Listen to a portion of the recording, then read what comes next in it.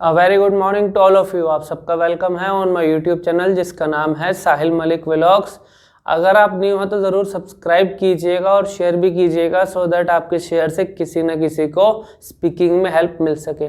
आज का सेशन रहेगा बेसिक्स के ऊपर र और ल का, और मेरे कुछ एक्सपीरियंस हुए अभी लास्ट 1-2 दिन के अंदर आपसे फिर मैं आपके साथ वो भी शेयर करूँगा।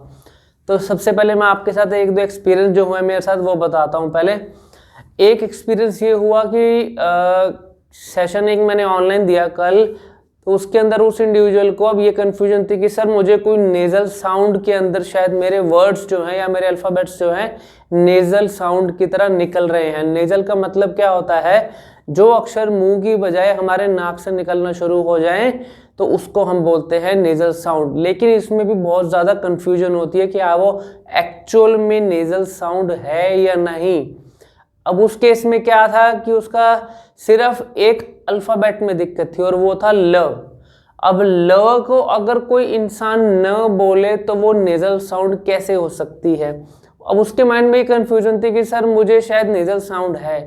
तो मैंने जब उसके बेसिक्स के ऊपर वर्कआउट उसको वीडियो कॉल में वहाँ करके दिखाया तो उसके सारे अक्षर एकदम क्लियर थे, र भी क्लियर था, लेकिन जो उसका ल था ना, ल उससे ल नहीं बोला जाता था, ल को वो न बोल रहे थे।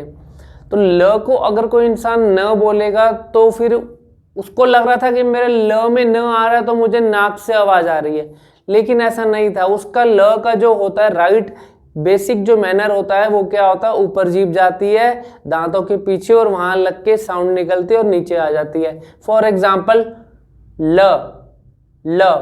अब ऐसे अगर ल निकलेगा तो वो क्लियर निकलेगा, लेकिन अगर ऊपर लग के नीचे आ गई वो क्या कर रहे थे, ना ना ना, ऊपर जाती थी लेकिन ल बोलने से पहले ही वो जीभ नीचे आ जाती थी, तभी उनकी साउंड न निकलती थी। तो इसलिए उनका माइंड जब हुआ क्लियर कि आपको नेज़ल साउंड की दिक्कत बिल्कुल भी नहीं है, सिर्फ जो आपका ल है उसके ऊपर वर्कआउट कीजिए। ल के लिए उनको कुछ एक्सरसाइज एक्सप्लेन की गई और अब जैसे जैसे वो अगर मेरे हिसाब से अपना रेगुलर बेसिस पे रहेंगे तो उनको इम्प्रूवमेंट ज़रूर दिखेगी।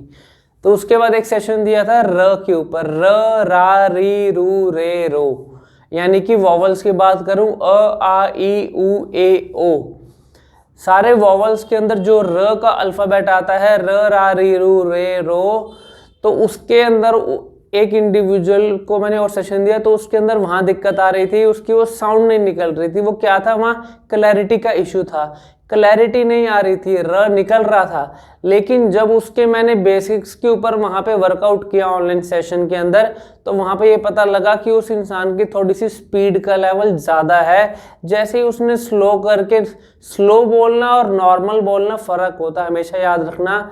नॉर्मल, अगर मैं ये बोलता हूँ कि आपको नॉर्मल स्पीड रखनी है तो नॉर्मल स्पीड विद फ्लो होती है, स्लो बोलना विदाउट फ्लो हो जाता है। क्योंकि आपको इसका एक एग्जांपल देता हूँ, मेरा नाम साहिल मलिक है, ये स्लो बोलना होता है, इसके अंदर फ्लो आपको कहीं नहीं दिख रहा। ये वर्ड्स के अंदर अगर हम कर रहे हैं बात तो स्पीड का लेवल तो कम हुआ लेकिन फ्लो 0 हो गया।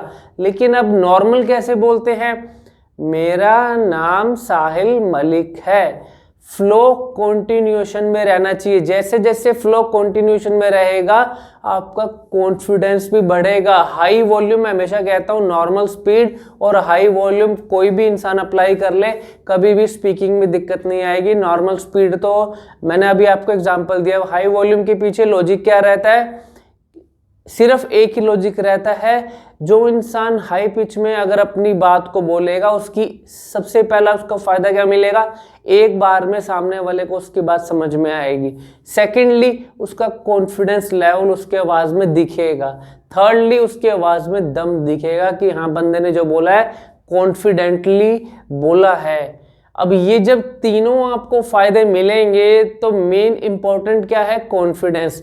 कॉन्फिडेंस बढ़ाने के लिए इंसान पता नहीं कौन कौन से वर्कआउट करता है स्पीकिंग में, लेकिन हाई पिच में बोलना शुरू करो नॉर्मल स्पीड के साथ तो कॉन्फिडेंस ऐसे बढ़ेगा आपको पता भी नहीं चलेगा।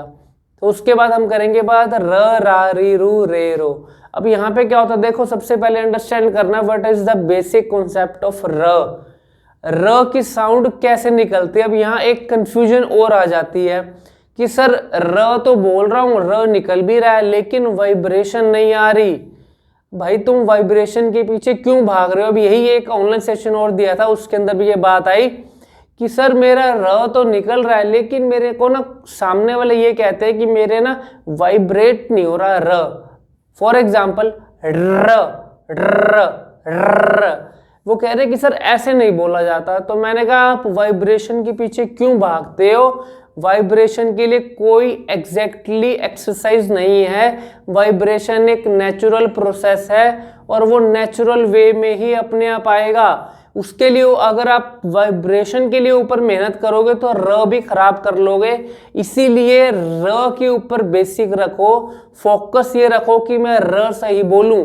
जैसे जैसे आप र का प्रोनाउंसिएशन सही होता जाएगा, उसके पीछे पीछे वाइब्रेशन भी अपने आप आएगी।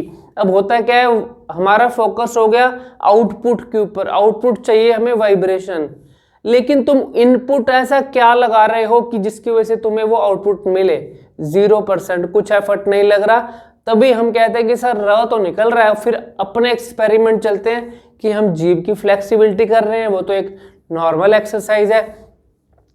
सर हम र को थोड़ा ऊंचा करके बोलते हैं। लोग फिर क्या करते हैं, जब भी र बोलेंगे थोड़ा एक्स्ट्रा एफर्ट लगा के बोलेंगे, जोर लगा के बोलेंगे, जिसकी वजह से क्या होगा, वो र या तो मुंह में रह जाएगा ज़्यादा जोर लगाने से, या अगर मुंह से निकलेगा तो वो सांस का लेवल वहाँ ख़त्म हो जाएगा, उससे आगे कुछ बोला ही नहीं जाता। अब सांस का लेवल ख़त्म हो गया, ब्रीदिंग लेवल छोटा हो गया, कुछ बोला ही नहीं जा रहा, तो सबसे पहले ब्रीदिंग लेवल भी इंक्रीज कर लो भैया अपना ओम की एक्सरसाइज से। फिर उसके बाद मैं बताता हूँ र का बेसिक आपको सिर्फ 1 सेकंड के अंदर बताऊंगा, उसको अप्लाई कर लो, कभी भी र में दिक्कत नहीं आने वाली है। र में जीभ ऊपर जाती है दांतों के पीछे, 1-2 सेकंड जैसे ही र बोलेंगे तो 1-2 सेकंड ऊपर रह के फिर नीचे आती है। 1-2 सेकंड ऊपर रहने के पीछे लॉजिक क्या है, ऊपर लग के र निकाल के वाइब्रेट होती है जीभ। अब आपको दिखाता हूँ, र र र र र। अब क्या है, मैंने जीभ ऊपर गई, वाइब्रेट हुई, र निकला और नीचे आ गई। ये इसका राइट। जब तक आपको बेसिक नहीं पता तो आप जो मर्जी एक्सरसाइज कर लो, आपको उसका एंड रिजल्ट, उसका जो मेन जो होता है ना कि 100% हमें आउटपुट चाहिए, वो आउटपुट नहीं मिल पाएगा जब तक आप बेसिक्स के ऊपर वर्कआउट नहीं करोगे। मैं हमेशा कहता हूँ अपने बेसिक्स, कोई भी चीज़ हो, अगर मैथ्स भी करनी है ना किसी ने, फॉर्मूले, हम हमेशा कहते हैं फॉर्मूले आपके स्ट्रॉन्ग होने चाहिए। बेसिक होता है, वो बेसिक होता है मैथ का। ऐसे ही स्पीच थेरेपी का जो बेसिक है, बेसिक यही है कि जो अल्फ़ाबेट का जो मैनर है, राइट मैनर है बोलने का, उसके ऊपर अपना फोकस रखो। राइट मैनर में राइट वर्ड बोलोगे, राइट अल्फ़ाबेट बोलोगे तो with clarity, with fluency, with आपका फ्लो लगातार निकलेगा, कोई दिक्कत आने ही नहीं वाली। लेकिन अपना दिमाग लगाओगे, अपने एक्सपेरिमेंट करोगे बीच बीच में, तो जो अक्षर अभी बोला जा रहा है उसको भी खराब कर बैठोगे। तो इसलिए अगर और भी कोई इंक्वायरी होती है तो मेरे कमेंट सेक्शन में जरूर लिखिएगा। Thank you very much, God bless you.